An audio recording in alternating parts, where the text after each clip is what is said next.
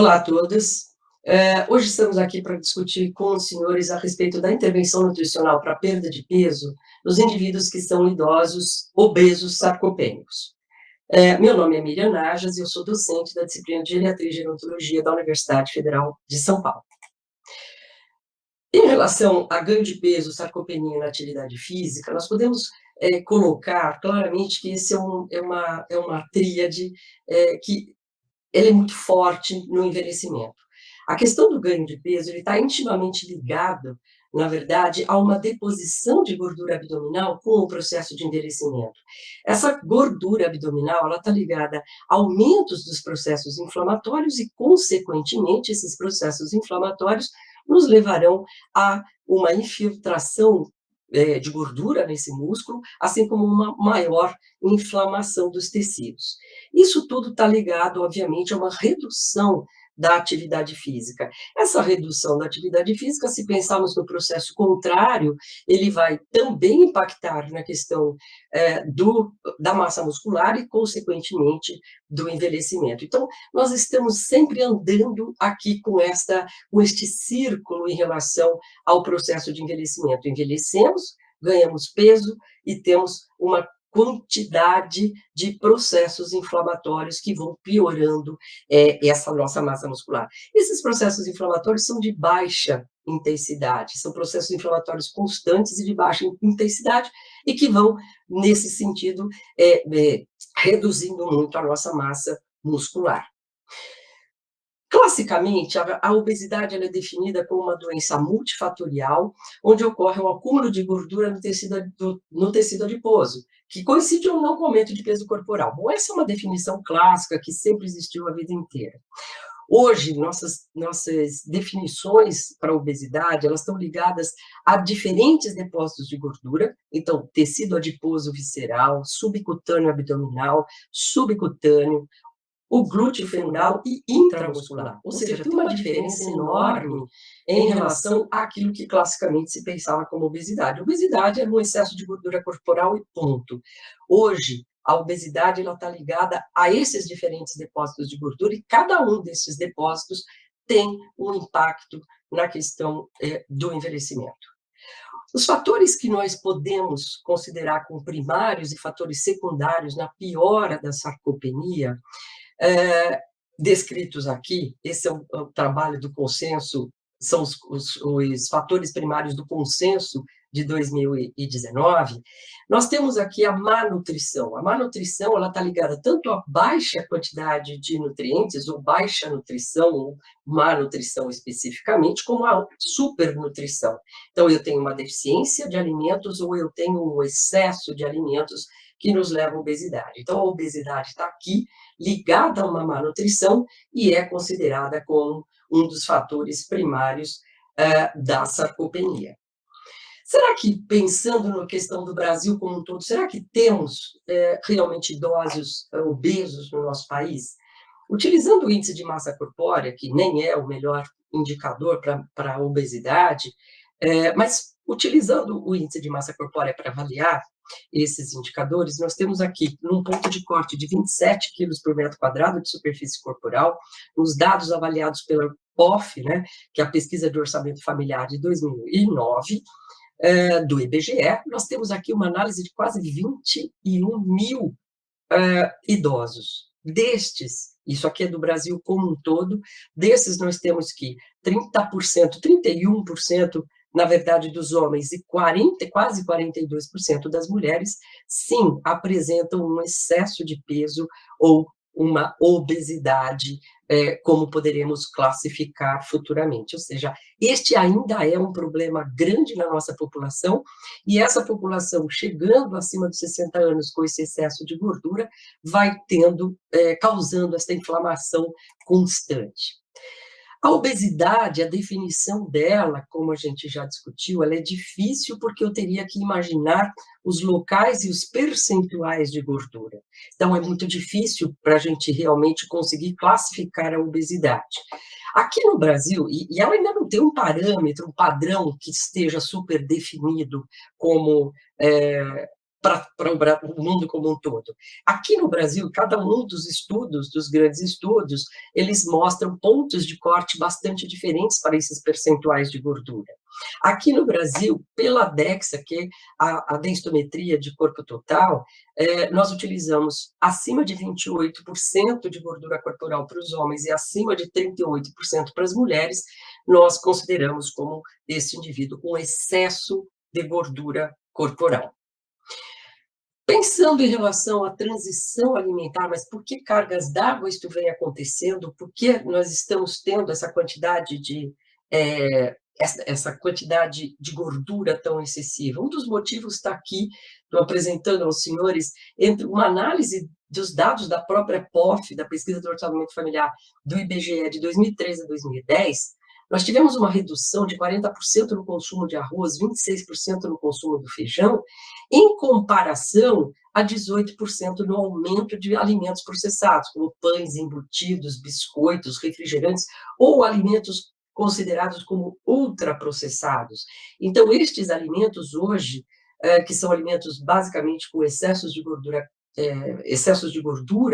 eles são considerados como alimentos ultraprocessados e são utilizados por todos os níveis, né? Em todos os níveis socioeconômicos e em todas as faixas etárias, incluindo aqui também a nossa população idosa. Então, deixamos de comer alimentos que são bastante saudáveis, como o arroz e o feijão, a mistura do arroz e o feijão, para ingerirmos alimentos que, obviamente, contêm uma quantidade muito maior de gordura. Isso facilita as deposições de gordura corporal.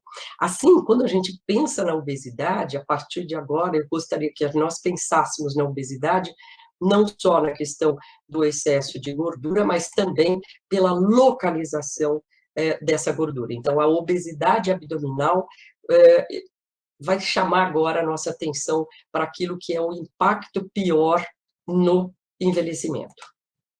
Para que a gente tenha uma ideia de qual é este excesso de gordura abdominal, uma maneira prática que temos é trabalhar com a medida da circunferência da cintura.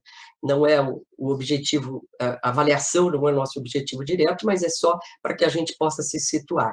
Os homens, aqui nós teríamos os homens com aproximadamente acima de 102 centímetros, seria um excesso de gordura abdominal, e as mulheres acima de 88 centímetros. Essa medida é uma medida prática e fácil para que a gente faça para essa população,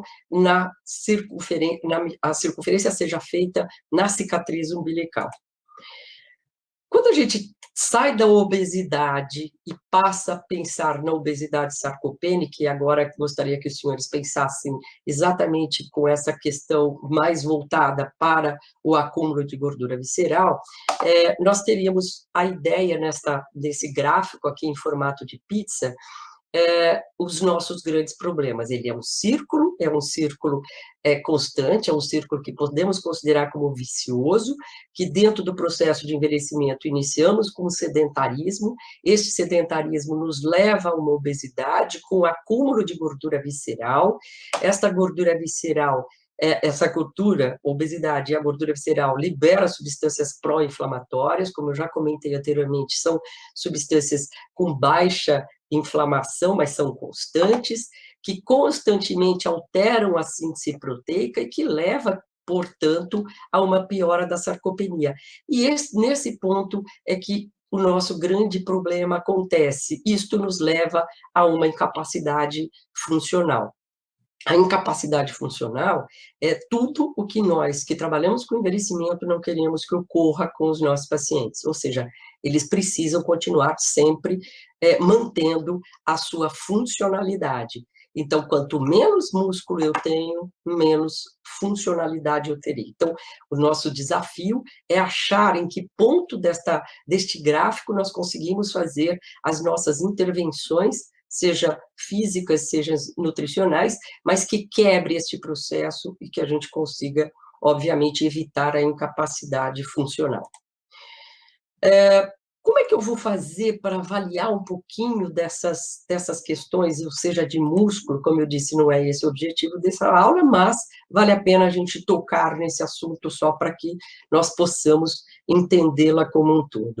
Então, como eu posso avaliar? A parte da massa muscular, da força muscular, perdão, ela deve ser feita com um dinamômetro, e aí consideramos com este último consenso europeu, abaixo de 27 quilos por força para homens como sendo uma força ou um desempenho muscular ruim, e para as mulheres abaixo de 16 quilos por força como sendo deficiente essa função muscular.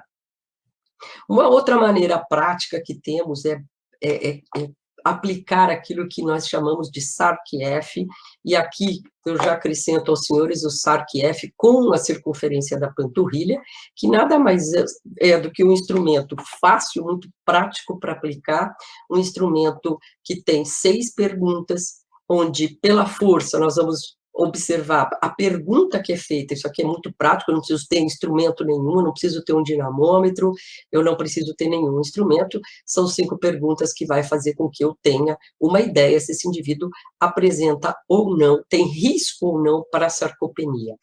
Então, aqui nós temos para medida de força, a pergunta seria: o quanto de dificuldade você tem para levantar e carregar 5 quilos? Ou seja, uma pergunta muito fácil, muito simples. Ajuda para caminhar. Quanto de dificuldade você tem para atravessar um cômodo? Levantar da cadeira. Quanto de dificuldade você tem para levantar de uma cama ou de uma cadeira?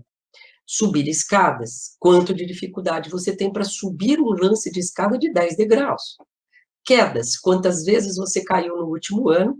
E a medida da circunferência da panturrilha, que é uma medida muito fácil, muito prática, para ser feita. Ela foi introduzida neste questionário e que fez com que ele tivesse uma melhora da sua especificidade. E aí nós temos o seguinte: para mulheres, esse ponto de corte da circunferência da panturrilha seria adequado que tivéssemos acima de 33, e para os homens acima de 34. Ou seja, a única pergunta que requer algum material seria a medida da circunferência da panturrilha, e isso deve acontecer simplesmente com uma fita inelástica, uma fita métrica inelástica. É muito simples de se ter esse instrumento. Ou seja, com perguntas muito fáceis, a gente consegue ter uma ideia ou não se esse indivíduo precisa de intervenções rápidas para a questão da sarcopenia que ele venha ou não apresentando. Nesse trabalho, um estudo prospectivo, um segmento de 10 anos, onde foram acompanhados 93 homens e 169 mulheres, e a gente teve como conclusão deste trabalho, nós tivemos como conclusão que a dinapenia abdominal, os indivíduos com obesidade abdominal e dinapênicos, né, eles são indivíduos que têm um risco maior de comprometimento da funcionalidade, ou seja, das incapacidades, e a mortalidade, ela foi das incapacidades e mortalidade, e também da mortalidade, mas a dinapenia, sem a dinapenia ou sem a distribuição da obesidade central, esses riscos foram muito menores. Ou seja, mostrando que, na verdade, a dinapenia é o nosso grande problema. Então, se a gente tiver condição de fazer uma medida dessa dinapenia, ter uma noção da quantidade de força que esse indivíduo apresenta, conseguiremos fazer ou ter intervenções mais rápidas para que ele, obviamente, fique mais adequado. Em relação eu gosto muito desse editorial aqui do Rubinoff, onde ele coloca que a obesidade sarcopênica é a confluência de 2 grandes epidemias. Então, na verdade, não existe situação pior do que o indivíduo ser um obeso e sarcopênico.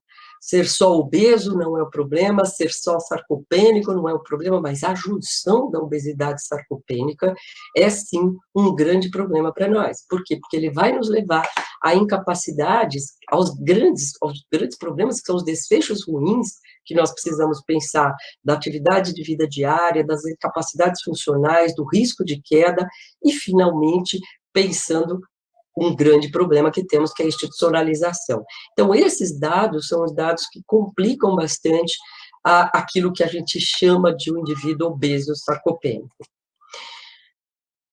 Entrando na questão das bases para o tratamento dietético da obesidade sarcopênica, nós temos que imaginar a questão do plano alimentar, como o controle de gorduras, aumento de proteínas e de fibras, o controle de peso a partir do efeito térmico dos alimentos e atividade física. Ou seja, a base dietética, ela é muito clara. Eu tenho que ter um plano dietético, eu tenho que ter um controle de peso e eu tenho que ter atividade física. Como é que conseguiríamos fazer cada uma dessas situações? É o que eu vou discutir com os senhores a partir daqui. Fica proscrito, antes de qualquer coisa, a suspensão de refeição ou a substituição destas por shakes de fibras ou vitaminas, que isso acaba sendo algo que é muito palatável para todo mundo que vai fazer uma orientação dietética. Eu gostaria de deixar claro que isso aqui é algo que nós realmente não indicamos. O cálculo para perda de peso que nós podemos fazer para a população idosa, para perda de peso, ele é de até 300 quilocalorias por dia. O que significa isso? Que se nós retirarmos 300 calorias por dia da dieta dessa população, ela vai fazer perda de peso, só 300 calorias. Quando pensamos no valor calórico para perda de peso para adultos em geral, isso pode chegar até 500 quilocalorias dia. Para o idoso, até 300 quilocalorias já é o suficiente para que ele realmente faça a perda de peso sem alteração de massa muscular. Como é que trabalharíamos com a questão da montagem dessa dieta, pensando no efeito térmico dos alimentos? Uma dieta mista, na verdade, com carboidratos, lipídios e proteínas, é o nosso objetivo, é ela que nós queremos realmente manter com todos os macronutrientes. O efeito térmico, em teoria, é de aproximadamente de 5 a 7% do seu conteúdo energético, ou seja, uma dieta que tenha todas essas proporções normais, nós teríamos um gasto energético muito baixo. As dietas proteicas, ou seja, aquelas que têm uma quantidade maior de proteína, ou são totalmente voltadas à proteína, o efeito térmico dela é de até 20%, ou seja, isto faz com que as pessoas, obviamente, percam peso. Mas aqui entra o nosso grande problema. Seria maravilhoso se pudéssemos fazer esse tipo de prescrição, teríamos, sem dúvida nenhuma, uma perda de peso rápida, porém, os idosos não ingerem proteína nesta proporção. Então, aqui temos um grande problema. Como é que nós faríamos, então, para trabalhar com uma dieta mista e, obviamente, conseguirmos objetivar uma perda de peso? Aí, para esses idosos, seria recomendado que, em termos de carboidrato, nós sempre gostaríamos que as dietas fossem completas dentre os macronutrientes, carboidrato, lipídios e proteínas. 45 a 50% de carboidrato, de 20 a 30% na prescrição de proteínas e de 20 a 25% na prescrição das gorduras, ou seja, nós montaríamos uma dieta onde teríamos exatamente uma distribuição diferente daquilo que seria esperado para todos os indivíduos, com 50 a 60% de carboidratos, de 15 a 20% de proteína e de 25 a 30% das gorduras. Então, nós mudaríamos ou inverteríamos essa distribuição, que é o que devemos fazer, é inverter essa distribuição dos macronutrientes para que a gente consiga obter uma resposta com relação à perda de peso. A recomendação em termos das gorduras, pensando agora que essas gorduras estão focadas na questão da gordura visceral, da deposição de gordura visceral, que é a gordura central, que é aquela gordura mais comum na população idosa ou acima de 60 anos, a recomendação é que a gordura saturada, ela deve ser abaixo de 7% das calorias totais da dieta. As monoinsaturadas, até 20% das calorias totais. E assim, nós teríamos a gordura, em termos de gordura total, entre 20% e 25% das calorias que vão compor essa nossa dieta. Além das distribuições das gorduras, nós teríamos que pensar também na quantidade de fibra, né? De 25 a 30 gramas, sendo 6 gramas, pelo menos, de fibras solúveis, é o que é recomendado para essa nossa população, para que a gente consiga reduzir a gordura visceral. Os ácidos graxos que aumentam a gordura visceral, então, nós teríamos que separar esses ácidos graxos que aumentam. E, obviamente, estão aqui na lista os ácidos graxos saturados. Os alimentos de origem animal, então, as carnes, os leites, a manteiga, as frituras de um modo geral, os alimentos industrializados e os produtos de panificação. Então, estes alimentos, sejam os alimentos dentro da produção de alimentos industrializados, né, as frituras e as gorduras aparentes de origem animal devem ser controladas. Os outros que também aumentam a gordura visceral, está aqui, são os insaturados, que são os alimentos ultraprocessados, como eu já apontei anteriormente, dentro dos biscoitos, os sorvetes, as margarinas, enfim, nós temos vários exemplos de alimentos que aumentam as gorduras viscerais. Então, o que nós precisaríamos dar um pouco mais de ênfase seria exatamente no trabalho dos insaturados. Os ácidos graxos insaturados, eles são os ácidos graxos que devem constar de uma forma mais direta na alimentação, na prescrição da alimentação dessa população no momento da perda de peso.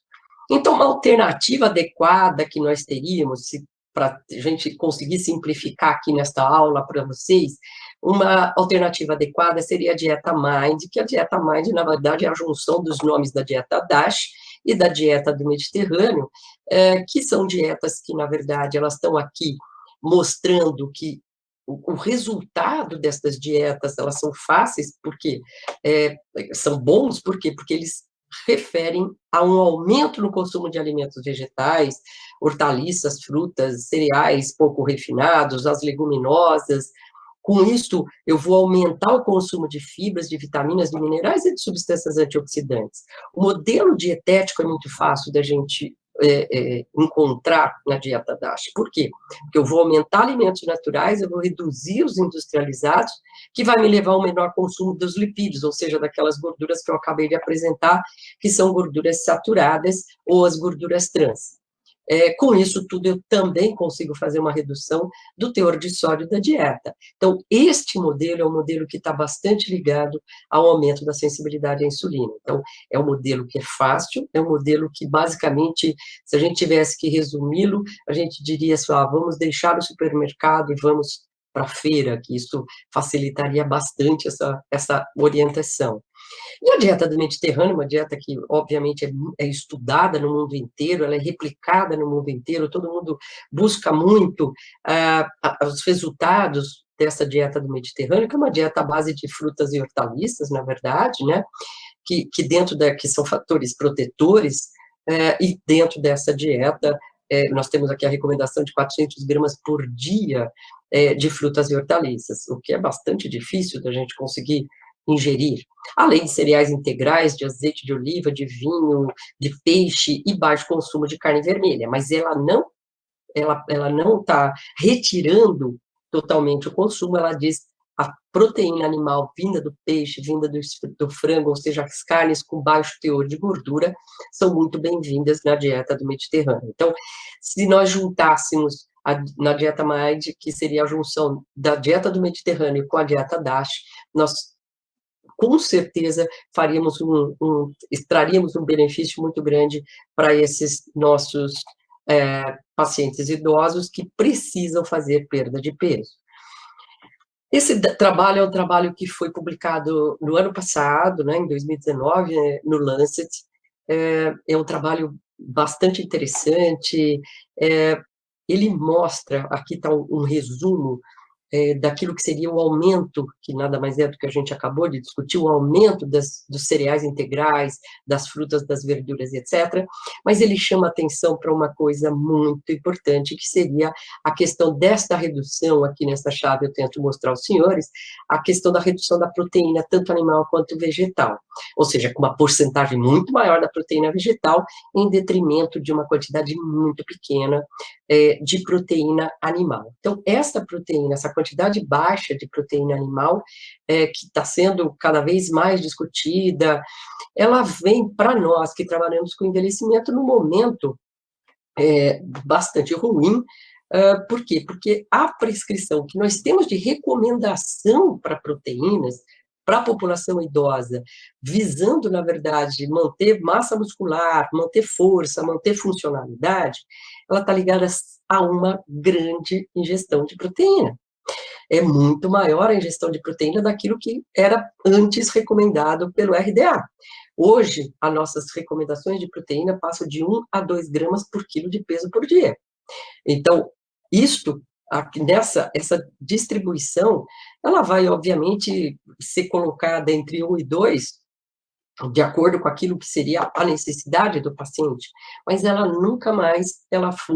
a prescrição nunca mais foi de 0,8 gramas por quilo de peso por dia. Nós queremos cada vez mais uma ingestão maior. Então, um aumento do RDA de 1 a 1,2 gramas por quilo de peso, ou de 13 a 16 do total de calorias, manteria provavelmente o metabolismo normal de cálcio, um balanço nitrogenado bem positivo, um balanço de nitrogênio bem adequado, sem afetar a função renal. Então, nós teríamos que ter uma quantidade maior de proteína, e quando, na verdade, o mundo vem discutindo para que a gente ingira uma quantidade menor. Aqueles dados do Lancet, sem dúvida nenhuma, não era específico para a população idosa, mas era para a população geral. Mas essa população geral, ela precisa chegar aos 60 anos com uma quantidade de massa muscular e de força adequados. Então, aqui temos um paradoxo que vamos ter ainda que estudar um pouco mais. Em relação ao tratamento dietético, aqui só pensando nas proteínas, então, vamos imaginar que o melhor os aminoácidos ramificados são os melhores aminoácidos para a gente utilizar. A leucina, isoleucina e valina, elas já estão bem estudadas, elas estão bem determinadas com relação a esta melhora da massa muscular. Mas nada disso aqui, aumentar proteínas isoladamente, seria o resultado se nós não tivéssemos uma adequação dietética, ou seja, um valor calórico total adequado. Ou seja, não adianta eu aumentar isoladamente a quantidade de proteínas sem que eu tenha um valor calórico adequado. Então, se nós lembrarmos que nós estamos discutindo aqui o tratamento dietético da obesidade, do obeso sarcopênico, nós vamos ter que ter proteínas adequadas, mas com um valor calórico que seja o suficiente para que ele não tenha que utilizar a proteína para fazer energia. Então, nós temos que ter aqui um ajuste, né, da dieta bem adequado para que ele consiga realmente atingir as suas necessidades calóricas, para que a proteína vá para o lugar que ela precisa realmente ir, ou seja, fazer a massa muscular. As necessidades de aminoácidos, desses aminoácidos, exatamente da leucina, isoleucina e da valina, que são os aminoácidos ramificados, vejam, senhores, a mudança que teve desde a recomendação da FAO de 85 para aquelas de hoje, recomendadas em 2014 no estudo PROTEID. Olhem, reparem que só pela leucina, nós tínhamos aqui, em 85, uma recomendação de 14 miligramas por quilo de peso. Então, se a gente fizer uma conta aqui básica de uma pessoa de 70 quilos, sei lá, uma pessoa de 65 anos com 70 quilos, 14 gramas de leucina por quilo de peso, nós teríamos quase 1.980 e qualquer coisa aqui, não chega a 1 grama de leucina por dia. Quando a gente passa para aquilo que seria a proteína vegetal, então a mistura nossa famosa mistura do arroz com feijão, essa necessidade passa para 59, ou seja, aumenta muito a quantidade de leucina que eu preciso ter, de miligramas de leucina que eu preciso ter por quilo de peso para atingir a mesma recomendação quando eu estou falando de proteína animal. Quando a gente vai, então, teoricamente, nós teríamos que comer muito mais arroz com feijão para conseguir atingir a nossa necessidade de leucina. Obviamente, para um tratamento de perda de peso, isso aqui já não vai combinar. Quando a gente passa para os dias de hoje, nós vamos ver que a recomendação é de 2,5 a 2,8 gramas por refeição, pelas 3 grandes refeições, café da manhã, almoço e jantar. Ou seja, aqui temos, obviamente, uma diferença enorme que os estudos nos mostraram o que estes aminoácidos, obviamente ramificados, fazem ou melhoram na resposta da massa muscular. E ainda temos muito que estudar em relação a isso, mas parece que ter essa quantidade de aminoácidos ainda é uma coisa bastante importante. Como eu disse para vocês no início da nossa conversa, infelizmente, a nossa população idosa come muito pouca proteína, carne especificamente, a quantidade é muito pequena. Isso aqui é uma análise bromatológica de um caldo de carne, que poderia ser algo que nos ajudasse bastante, aliás, ele ajuda bastante, é o que a gente ainda usa bastante como orientação, mas a quantidade numa porção de 20 gramas, que significa, na verdade, um cubo de gelo, de forminha de gelo, nós conseguiríamos aqui, do caldo da carne, especificamente 2,1 gramas de proteína. Então, a quantidade é pequena, mas ainda é uma saída, é algo que nós temos para misturar na alimentação dessa nossa população, quando precisamos de alguma quantidade de proteína, além daquilo que ela esteja conseguindo consumir. As recomendações para fibra e vitaminas que nós temos, as vitaminas, como eu já disse anteriormente, as fibras, perdão, entre 25 e 30 gramas de fibra por dia, é uma grande quantidade de fibra, mas nós vamos discutir isso já já.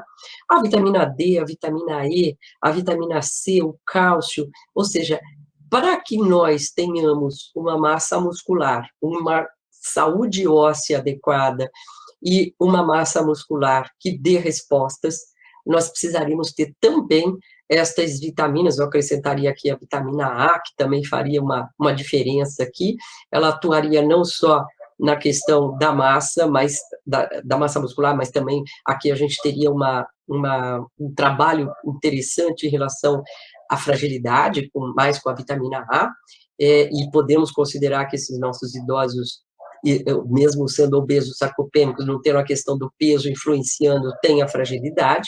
Então, isso aqui seria a recomendação para fibras e vitaminas que teríamos que nos preocupar. O conteúdo de fibra nos alimentos, eles são muito variados, e é bastante difícil a gente conseguir consumir uma quantidade muito grande. O feijão, que tem uma grande quantidade de fibra solúvel, na verdade, ele também tem um valor calórico bastante elevado, então, para que a gente consiga lidar com ele na obesidade sarcopênica, fica bastante difícil, né, para liberar em grandes quantidades, porque nós vamos ter que controlar muito esse volume. Então, uma mistura, que nós chamamos de mistura de cereais, com farelo de trigo, farelo de aveia e semente de linhaça, numa proporção de 1 para 1 para meio, seria bastante interessante, a gente conseguiria uma quantidade de fibra bem razoável para esta nossa população. Então, essa é uma dica importante para a gente utilizar esse tipo de mistura de cereais.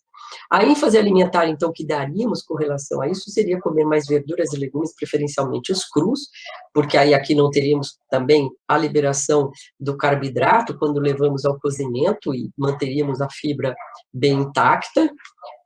3 frutas por dia, preferencialmente com casca, a utilização de grãos nas 2 refeições principais, o feijão só uma vez por dia, e aí a quantidade aqui teria que ser um pouco mais medida, de 1 a 2 colheres de sopa da mistura de cereais que eu acabei de apresentar para vocês, e nada disso funcionaria se nós também não tivéssemos uma quantidade adequada de líquidos, tomando água todo dia. Simplesmente com simples orientações como essa, a gente pode conseguir aproximadamente 25 gramas de fibra solúvel e insolúvel na dieta dessa população. Então, em resumo, na prática clínica, para perda de peso, né, sem alteração da massa muscular, que aqui sim é o nosso grande problema, a redução do peso corporal a partir da utilização do efeito térmico do alimento deve ser muito bem organizado, deve ser muito bem feito. Por quê? Porque aqui nós teríamos os macronutrientes presentes na dieta desses indivíduos, mas com a distribuição diferente. Adequação da ingestão de proteína, e aqui eu quero colocar para os senhores, a gente precisa muito prestar atenção nessa adequação de proteína, e o nosso grande trabalho, quando tivermos a adequação do valor calórico, este valor calórico precisa privilegiar a proteína. E esta proteína, ela pode ser a proteína líquida, que vem do caldo de carne, e a suplementação.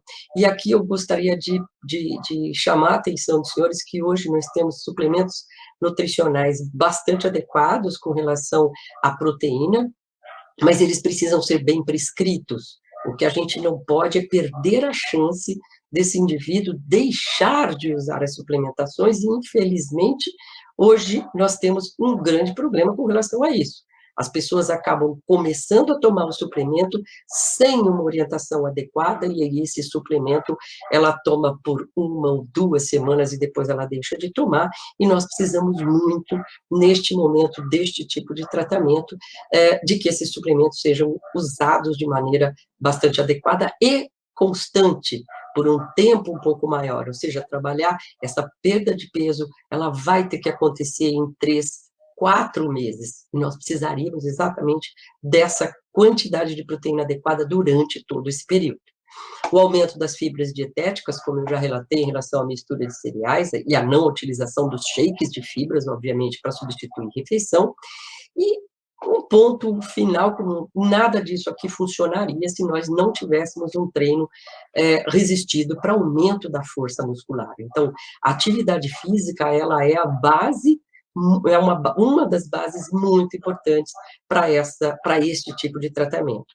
Então, organizar a questão dietética e atividade física certamente vai nos dar uma melhora na força muscular. Então, dieta mais atividade física melhora a força, melhora, são os pilares que vão fazer com que a gente consiga quebrar aquele gráfico em forma de pizza que eu coloquei para vocês no início da aula. Então, atuar nessas frentes, elas são extremamente importantes para que a gente consiga ter esta melhora da força. Hoje, os estudos estão muito fortes nessa questão da melhora da força, sendo o indicado, na verdade, para a questão da obesidade sarcopênica ou da sarcopenia como um todo. Então, a força muscular, o controle dela, a melhora dela e a diminuição da gordura, não a obesidade geral, mas a gordura visceral, a gordura central, parece que é uma das melhores formas que a gente tem para fazer o controle dessas duas confluências que são a obesidade e a sarcopenia. Epidemiologicamente falando, são situações muito comuns hoje no envelhecimento, e a gente precisaria ter uma intervenção um pouco mais focada para este problema. Obrigada pela atenção de vocês.